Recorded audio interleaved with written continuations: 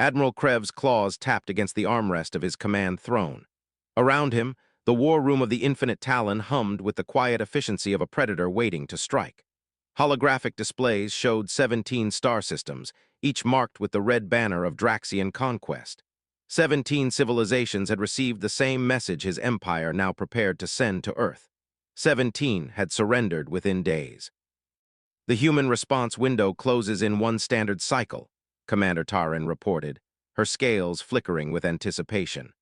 Their colony worlds at Proxima, Tau Ceti, and Ross 154 contain enough resources to fuel our expansion for the next decade. Krev nodded slowly. The ultimatum had been clear. Humanity would surrender these 3 worlds, or the Draxian Empire would demonstrate why resistance was futile. It was a formula that had never failed. Show overwhelming force, demand submission, expand the empire. Simple, efficient, effective. Sir, we're receiving a transmission from the human diplomatic station at Galactic Council headquarters, a junior officer announced. On screen, Krev ordered, leaning forward. This would be the surrender they always surrendered. A human female appeared, dressed in simple blue robes.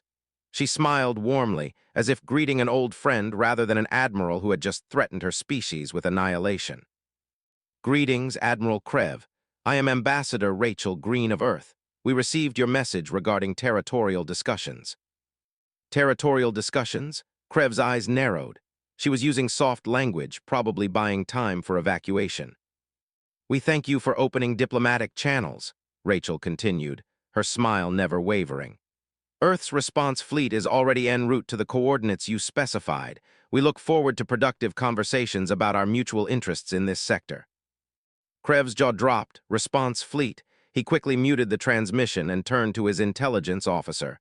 What is she talking about? What fleet? The officer's display lit up with tracking data. Sir, we're detecting multiple human vessels departing from various systems. They appear to be converging on the meeting coordinates we sent them. How many ships? 30 vessels, sir. A mix of military and civilian configurations. Some appear to be converted colony transports. Taran moved closer to the display, studying the formation patterns. They're bringing civilians to a military confrontation. Are they evacuating? No, Commander, the intelligence officer replied, confusion evident in his voice.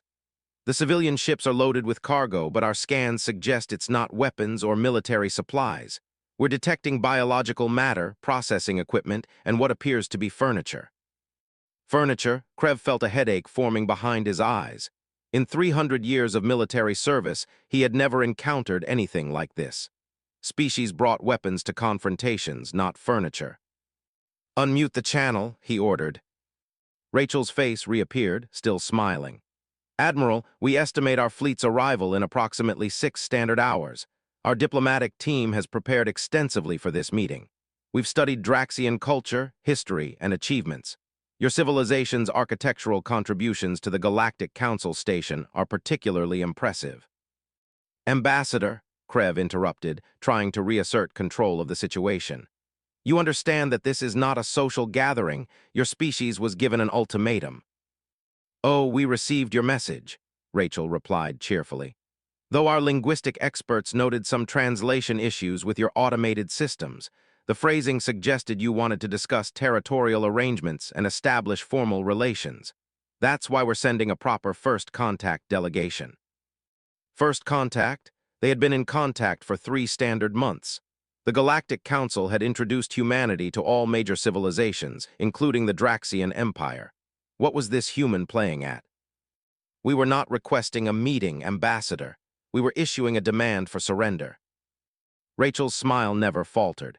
We understand there may have been some confusion in our initial communications. That's precisely why face-to-face diplomacy is so important. Our fleet includes cultural exchange specialists, trade negotiators, and even some culinary experts. We believe proper understanding begins with breaking bread together. Breaking bread, another human idiom his translator struggled with. Krev glanced at Taran, who looked equally bewildered. Ambassador Green, perhaps I was not sufficiently clear. The Draxian Empire has claimed 3 of your colony worlds. You will surrender them or we will take them by force. There is nothing to negotiate. For the first time, Rachel's expression shifted. Not to fear, as Krev expected, but to something that looked almost like sympathy. "Admiral, we heard you perfectly the first time, but you should know something about humans. We don't respond well to threats.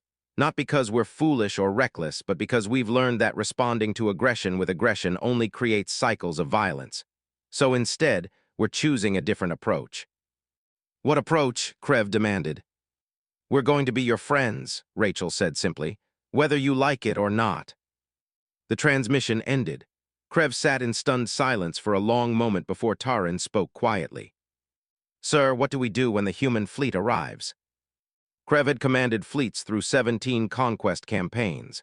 He had faced desperate last stands, suicide runs, and attempts at negotiation born from terror. But he had never faced an enemy that responded to threats with friendship. "We meet them as planned," he said finally. "Weapons ready, shields up, but I want full scans of every vessel they bring. If this is some kind of trick, I want to know immediately." "And if it's not a trick, sir?"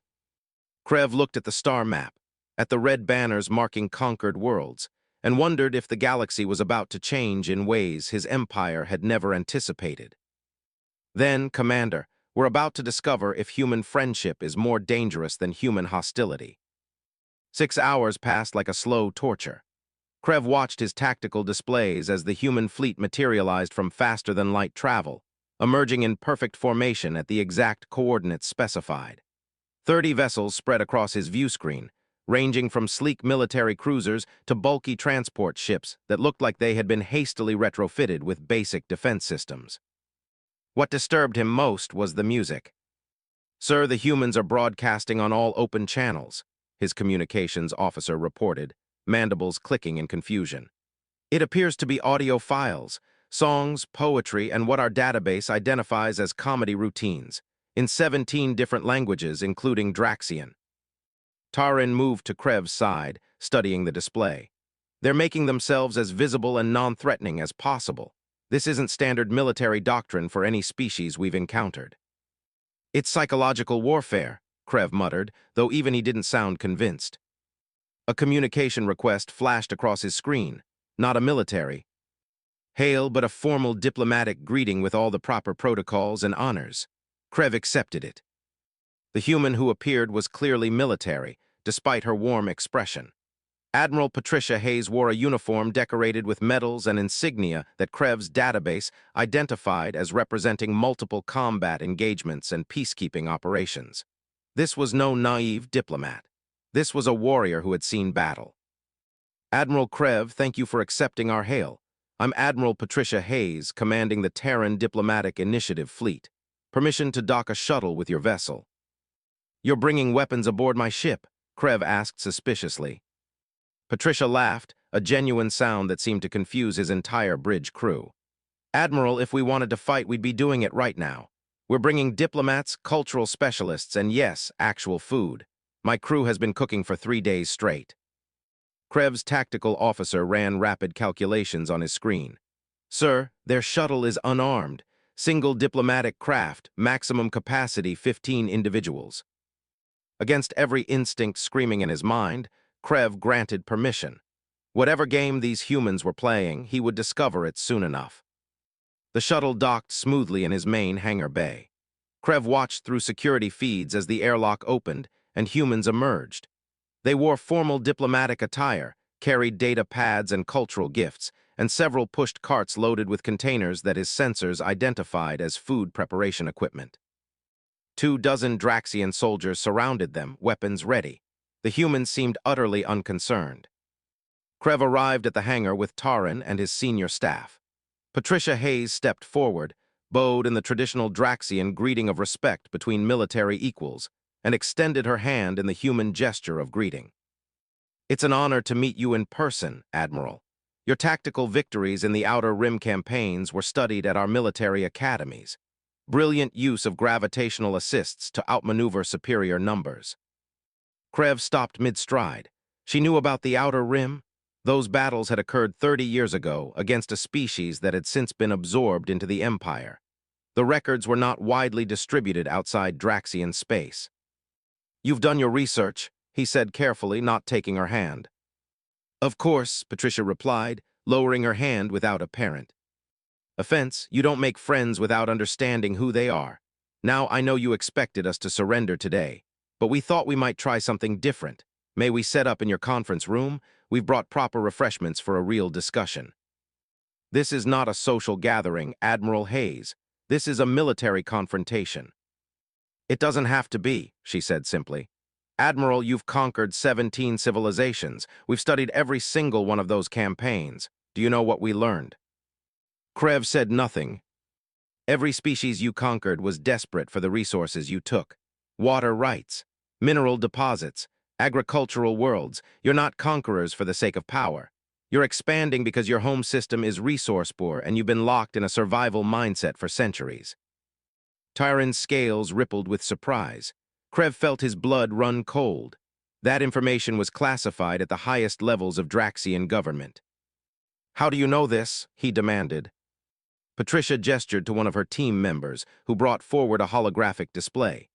It showed detailed star charts, resource analyses, and demographic data about the Draxian Empire. We know because we asked. Not you, but the 17 species you've subjugated. We've contacted all of them over the past 3 months, offered them trade agreements, mutual defense pacts, and something they never had under Draxian rule. A choice. The hangar fell silent except for the hum of ship systems. Krev stared at the data scrolling across the display. Treaty proposals, resource-sharing agreements, technology exchanges. The humans had been building a coalition not to fight Draxia, but to make Draxia irrelevant. You're trying to isolate us diplomatically, Krev said. No, Patricia corrected gently. We're trying to give you an alternative to conquest. Admiral, what if I told you Earth has excess water resources? That our agricultural colonies produce 3 times what our population needs? That we have rare Earth minerals in our asteroid belt that we're willing to trade? Why would you offer us anything? We threatened you. Patricia smiled, but there was steel behind it. Because making you our friend costs us some resources and effort. Fighting you costs us lives. I ran the simulations, Admiral. In a full military engagement between our fleets, we'd win, but we'd lose approximately 40% of our ships. That's thousands of my people dead. Thousands of your people dead. For what? Resources we can trade instead. She stepped closer, her voice dropping to a tone that was both kind and absolutely serious. We chose the option where everyone lives, Admiral. We chose friendship. But make no mistake, we came prepared for the alternative. Before Krev could respond, alarms blared across his ship. His tactical officer's voice cut through the hangar. Sir, emergency distress call from Mining Colony Delta 7. They're under attack by Vorath raiders. Casualties reported. Patricia's expression transformed instantly from diplomat to warrior. Admiral, I'm requesting permission to assist. We can discuss politics later. Right now, your people need help. Mining Colony Delta 7 was burning. Krev watched the tactical display as his ship raced through hyperspace, the human fleet keeping perfect formation alongside them. 8 Vorath raider vessels circled the colony like scavengers, their weapons tearing through defensive shields and habitat modules with ruthless efficiency. Time to arrival 7 minutes, his navigator reported. Patricia stood beside him on the bridge, her earlier warmth replaced by cold calculation. Her fingers danced across a portable command interface, coordinating her fleet with the same precision Krev had seen in veteran commanders. The Vorath have a pattern, she said, highlighting sections of the battle data. They hit the defensive installations first, then civilian sectors to create panic, then move to the resource extraction facilities. They're not here for conquest. They're here to steal and destroy. Krev knew this. The Vorath had been exploiting Draxian expansion for years, hitting colonies while the Empire's main fleets were occupied with subjugation campaigns. They were parasites, too weak to fight a real war but persistent enough to be a constant irritation. My forces will engage them directly, Krev said. Your fleet should maintain distance. This is not your fight. With respect, Admiral, we're already committed, Patricia replied. I'm sending you our tactical coordination protocols. Your ships take the left flank, we'll take the right. But I need you to trust me on something. What? We don't kill unless we have no other choice. Krev's jaw clenched. The Vorath show no mercy. They will target your ships the moment you hesitate. We won't hesitate, Patricia said quietly, but there's a difference between defending and executing. Watch. The fleet dropped out of hyperspace in perfect attack formation.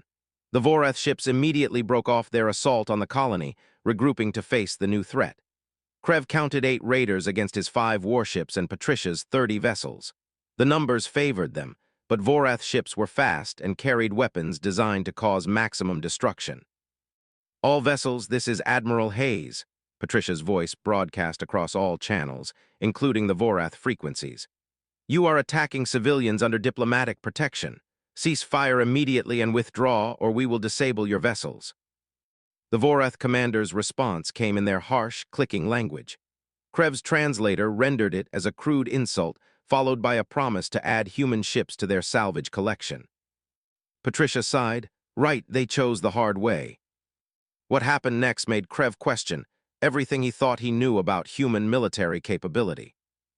The human fleet moved like a single organism, not in the rigid formations Draxian ships used, but in a flowing, adaptive pattern that seemed to predict where each Vorath vessel would move before they moved there. 3 human cruisers accelerated past the Vorath front line, drawing fire while smaller human vessels slipped beneath the raiders' defensive arcs. "Electromagnetic pulse Mark 7, Patricia ordered calmly. Blue energy washed across the battlefield. 4 Vorath ships went dark immediately, their systems fried. They drifted helplessly, unable to move or fight but intact. No explosions, no casualties.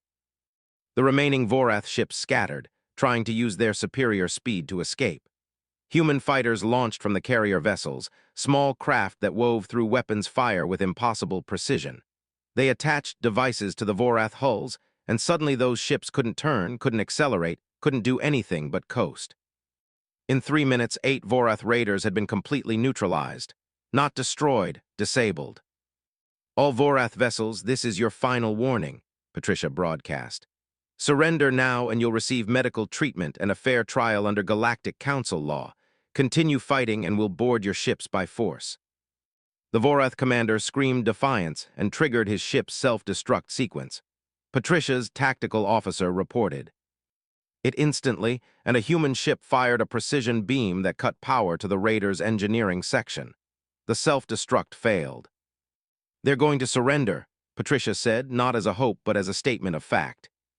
She was right. Within minutes, the remaining Vorath crew were signaling their capitulation. Human Marines, wearing armor that made even Krev's elite soldiers look primitive, boarded the vessels. Medical teams followed immediately behind them. Krev turned to Patricia. "You're treating them, they were trying to kill civilians." "Yes," she replied simply. "Because the rule of law matters. Because showing mercy to defeated enemies demonstrates that we're better than they are. Because maybe, just maybe, some of those raiders will decide that a galaxy where people help each other is better than a galaxy where everyone is fighting for scraps." On the main view screen, human rescue teams were already working alongside Draxian emergency responders at the colony. They moved with practiced efficiency, pulling survivors from collapsed structures, setting up medical triage centers, and establishing temporary shelters. Tyron approached, her scales displaying colors Krev had never seen from her before, something between awe and confusion. "Sir, the colonists are asking why the humans are helping them. They don't understand." Patricia overheard and smiled sadly. "Tell them it's because we can. Tell them that where we come from you don't need a reason to help people who are suffering. You just do it." A Draxian miner appeared on the communication channel, covered in dust and blood but alive. He looked directly at Krev. "Admiral, these humans just saved my family. They fought for us. Why were we threatening to take their worlds?" Krev had no answer. For the first time in his military career, he truly had no answer. Patricia touched his arm gently. "Admiral, I think we need to have that conversation now, the real one, about what your empire actually needs and how we can help you get it without anyone having to die." Krev looked at the rescued colonists, the disabled but intact Vorath ships, the human and Draxian teams working together. He thought about the 17 conquered civilizations, the endless cycle of expansion and conflict, and the genuine confusion in that miner's voice. "Yes," he said quietly, "perhaps we do." 3 days after the Vorath attack, Krev found himself doing something he had never imagined. He was eating human food aboard a human vessel while discussing trade agreements instead of terms of surrender. The conference room aboard Patricia's flagship was nothing like the cold military spaces Krev was accustomed to. Humans had arranged it with comfortable seating, warm lighting, and tables filled with food from both Earth and Draxia. Human specialists had actually researched Draxian cuisine and prepared traditional dishes alongside their own offerings. "This is Kresh," Krev said, staring at the purple grain dish on his plate. "How did you get the recipe? This is served only in Draxian homes, not in public establishments." A young human woman smiled from across the table. Her name was Linda Brooks, and she had introduced herself as a cultural anthropologist. "We asked. Your people who work at the Galactic Council station were happy to share once they realized we were genuinely interested. One of your chefs even gave us cooking lessons." Tarin, seated beside Krev, tasted the dish carefully. Her eyes widened. "This is perfect. Better than my own mother's recipe, and I apologize to her spirit for saying so." The humans laughed warmly. Patricia gestured to the holographic displays floating above the table. "Now, let's talk about what we've learned. Admiral Krev, your empire controls 42 star systems. Of those, only 7 have significant agricultural capability. 12 have water resources below sustainable levels. And your homeworld of Draxia Prime imports 80% of its food and 70% of its water." Krev's defensive instincts flared. "This information is classified." "Not anymore," Linda said gently. "Admiral, we're not your enemies. We talk to your own people. Draxian merchants, scientists, artists, many of them are tired of conquest. They want what everyone wants: safety, prosperity, a future for their children that doesn't involve constant warfare." Patricia pulled up another display. "Earth has 14 agricultural colonies producing massive surpluses. We've been selling food to the Galactic Council at minimal prices because we produce more than we can consume. Our water recycling technology is advanced enough that we can help you develop sustainable systems on your dry worlds." "In exchange for what?" Krev demanded. "Nothing is free, Admiral Hayes." "You're right," Patricia agreed. "We want 3 things. First, non-aggression pacts with the 17 species you've conquered and any others in this sector. Second, access to your hyperspace navigation technology. Our drives are slower than yours, and we'd like to improve them. Third, cultural exchange programs." Tarin leaned forward. "That's all. No territorial demands, no subjugation." "Why would we want to rule you?" Linda asked, genuinely confused. "That's inefficient. Trade partners are more valuable than subjects. Friends defend each other. Subjects rebel when they get the chance." Krev's communication device chirped. He glanced at it and felt his blood run cold. "I need to return to my ship immediately." Patricia stood. "What's wrong?" "I've received orders from the Draxian High Command. They've reviewed my reports about the human fleet and our interactions. They're demanding I eliminate your vessels and proceed with the original conquest plan." The room fell silent. Human officers exchanged glances, but none of them reached for weapons. Patricia simply nodded slowly. "Will you follow those orders, Admiral?" Krev looked at her, at the food on the table, at the trade proposals and cultural exchanges they had been discussing. He thought about the miners who had thanked humans for saving their lives. He thought about his own officers, who had been quietly telling him that maybe this was a better path. "I'm going to do something that has not been done in Draxian military history," he said. "I'm going to request a direct conference with the Council of Elders and present an alternative to their orders." "That's dangerous," Tarin whispered. "Disobeying direct commands, even to request review, could be considered treason." "Then it's treason," Krev said firmly. "But I will not destroy people who saved Draxian lives simply because it makes my superiors uncomfortable to change tactics." Patricia extended her hand again. This time, Krev took it. "We'll support you however we can," she said. "Do you want human representatives at the conference?" "No," Krev replied. "This must be Draxia's choice, but I will show them everything. The rescue, the trade proposals, the possibility of an alternative future." The conference with the Draxian Council of Elders took place 6 hours later. Krev stood before the holographic projections of the 7 most powerful individuals in his civilization. They sat in their council chambers on Draxia Prime, ancient and stern, the living embodiment of an empire. Built on conquest. "Admiral Krev," the eldest spoke, his voice like grinding stone.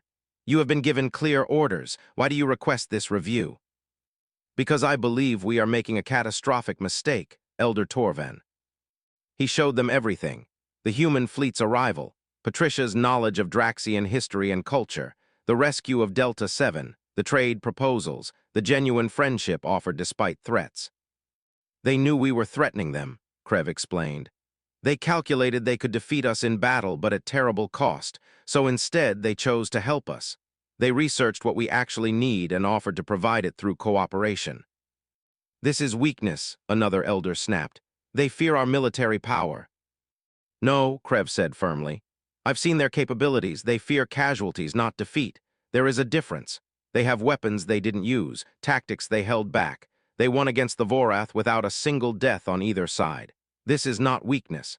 This is a species that fights only when necessary and prefers to build rather than destroy. Elder Torven leaned forward. And you believe we should accept their offer? I believe we should consider it. We have 17 conquered colonies, or we could have 70 trade partners, which serves Draxia better in the long term. The council debated for hours. Krev watched as centuries of military tradition clashed with the possibility of a new path. Finally, Elder Torven spoke. Perhaps it is time the galaxy knew Draxia as builders rather than conquerors. We will consider a diplomatic solution. That should have been the end of it. But then alarms blared across every Draxian military channel. A hardline faction within the Draxian military had launched a coup. They were seizing control of Draxia Prime, and their message was clear. There would be no peace with humanity. There would be no change. The Empire would expand as it always had, or it would die trying. Draxia Prime descended into chaos within hours. General Horvath, a decorated military commander from the Old Guard, had seized the council chambers with 3 loyal battle groups. His message broadcast across every Draxian military frequency was simple and brutal. The Empire would not bow to soft-skinned aliens who preached friendship while secretly plotting Draxia's subjugation. Krev watched the broadcast from his ship's bridge, his claws gripping the armrests hard enough to leave marks.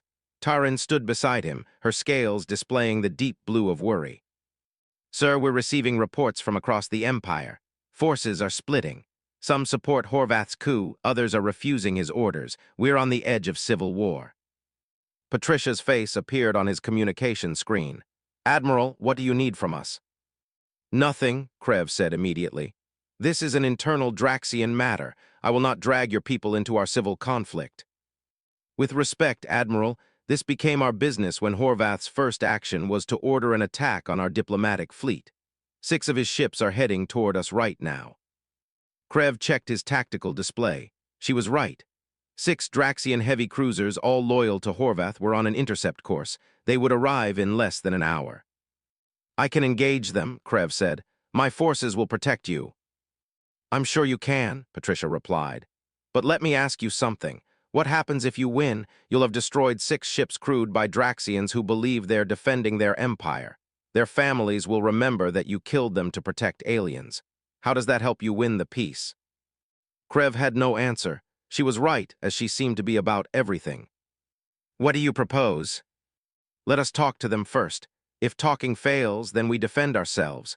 But maybe we can avoid more Draxian blood being spilled today. Against every military instinct, Krev agreed.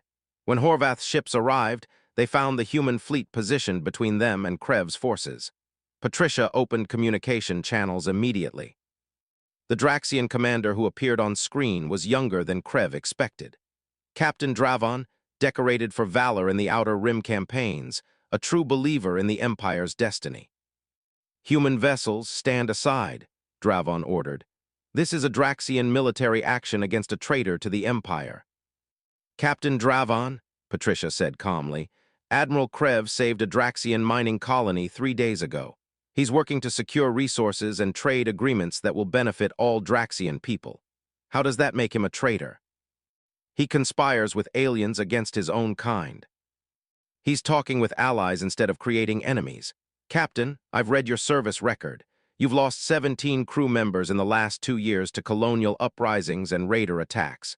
How many of those deaths could have been prevented if you had trade partners instead of conquered subjects? Dravon hesitated. Patricia pressed on. General Horvath is asking you to fire on your own people. He's asking you to start a civil war that will kill thousands of Draxians. For what? To maintain a system that's been bleeding your empire dry for generations. Our way has made us strong, Dravan insisted, but his voice carried less certainty. Your way has made you desperate, Patricia countered. Strong civilizations don't need to conquer others for basic resources.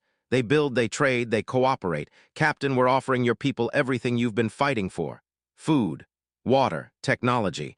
All we ask in return is friendship and fair trade. Is that really so terrible? Krev watched as doubt crossed Dravan's face.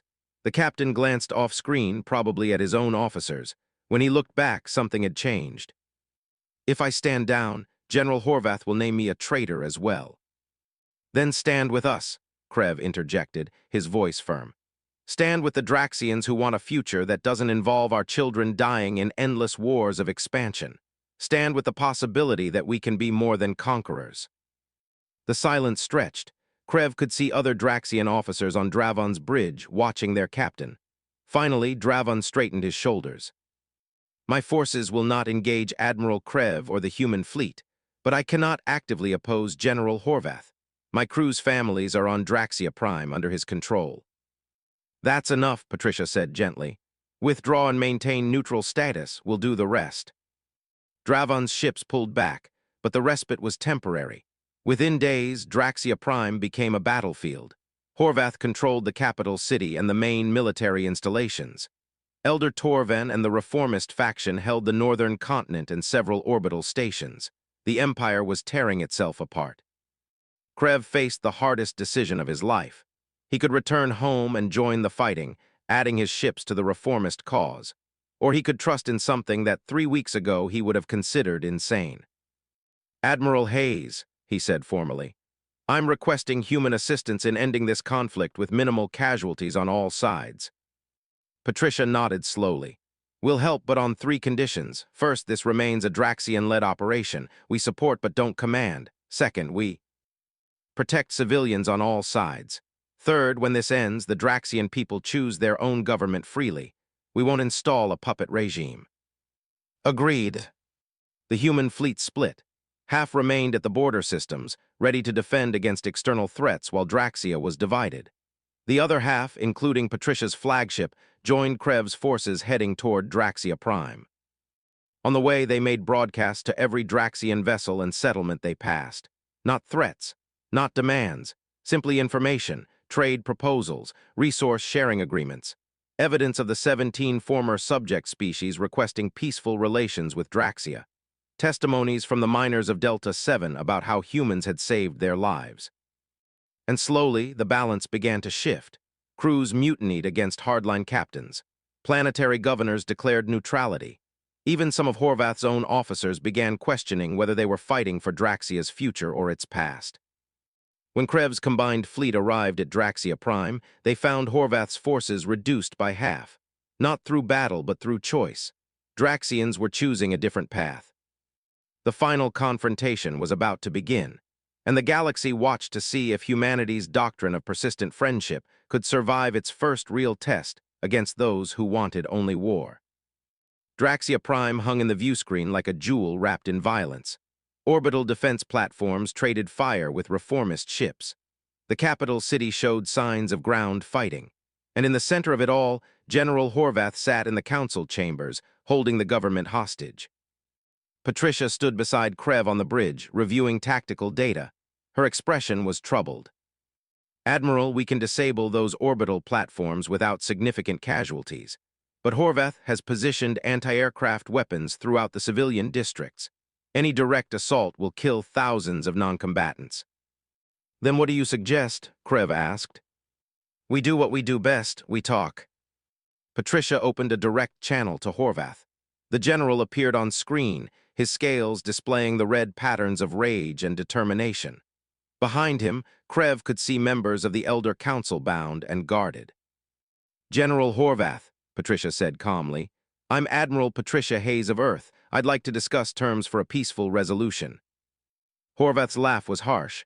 The alien speaks of peace while bringing warships to our homeworld. You prove my point perfectly, Admiral. Your kind seeks to weaken us with pretty words while preparing to strike. If we wanted to strike, we would have already, Patricia replied. General, you're a decorated officer. You've served Draxia for 40 years. You love your empire, I understand that. You understand nothing. I understand being afraid, Patricia said quietly. Afraid that change means losing everything you've built. Afraid that accepting help means admitting weakness.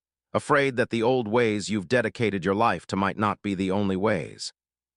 Horvath's expression flickered. Patricia continued. But General, look at what's happening. Your own officers are defecting, not because they're traitors, but because they're tired of fighting, tired of watching their comrades die for resources we're offering freely. They want what you want, a strong Draxia. They just believe there's a different path to strength. Strength comes from conquest, Horvath insisted. It always has. No, Krev interjected. Strength came from necessity. Our ancestors conquered because they had no choice. But we have a choice now, Horvath. We can be an empire that takes or a republic that builds. And when the humans decide they want more than trade, when they demand tribute, when they use their technology and numbers to dominate us. Patricia took a deep breath.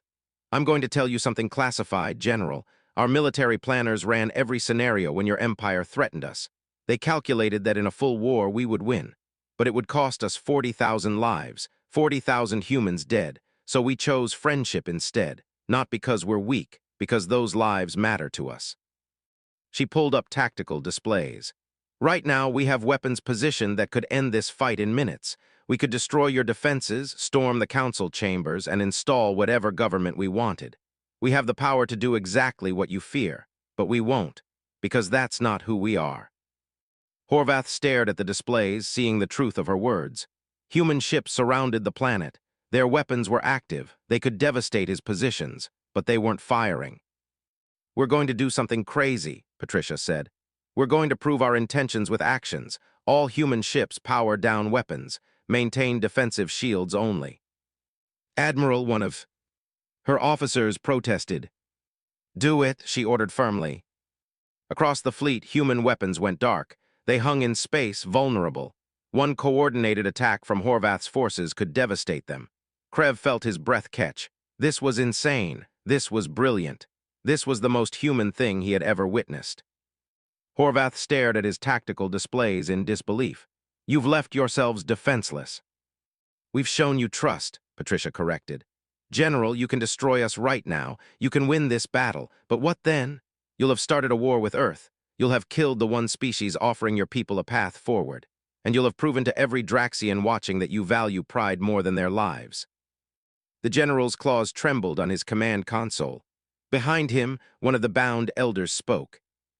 Horvath, Elder Torvin said quietly, I've known you since you were a young officer. You've always put Draxia first. Put Draxia first now. End this before our homeworld becomes a battlefield. Horvath closed his eyes. When he opened them, the red patterns in his scales had faded to gray. Resignation. Acceptance. If I surrender, what happens to me and my officers? Trial under Draxian law, Krev said. Fair trial. You'll face justice from your own people, not from humans. And I will personally testify that you acted from loyalty to the Empire, however misguided. Slowly, Horvath powered down his weapons. The council chambers are yours, Admiral Krev. The transition took days. Horvath and his core supporters were taken into custody. The Elder Council was freed, but Patricia insisted on something unprecedented. She requested that Draxian citizens vote on their future, not the elders, not the military, the people. 6 months later, Krev stood at the grand opening of the Draxia-Earth Friendship Station, a massive orbital facility jointly built by both civilizations. Around him, Draxian civilians mingled with human visitors. Children of both species played in the gardens. Merchants negotiated deals. Artists shared their work. Patricia found him watching a group of young Draxians, listening to a human teacher explain Earth history. Having second thoughts, Admiral. First, Admiral, Krev corrected with a slight smile. The Draxian people had voted to transform their empire into a republic and elected him as their first military commander under civilian oversight. And no second thoughts, though I still don't understand how you do it. Do what? Turn enemies into friends so easily. Patricia laughed.